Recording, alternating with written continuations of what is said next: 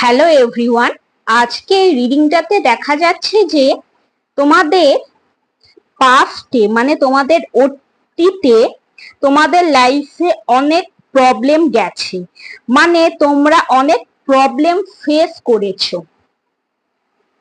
প্রেজেন্টে দেখা যাচ্ছে যে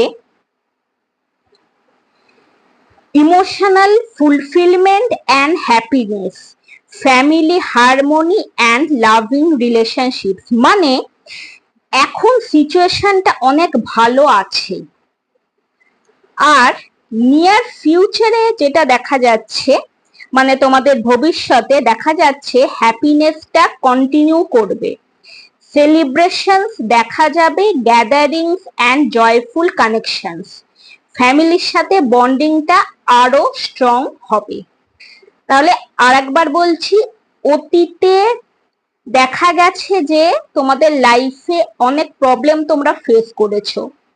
এখন প্রেজেন্ট মানে বর্তমানে দেখা যাচ্ছে ইমোশনাল ফুলফিলমেন্ট অ্যান্ড হ্যাপিনেস, মানে আগের থেকে সিচুয়েশনটা অনেক ভালো হয়েছে।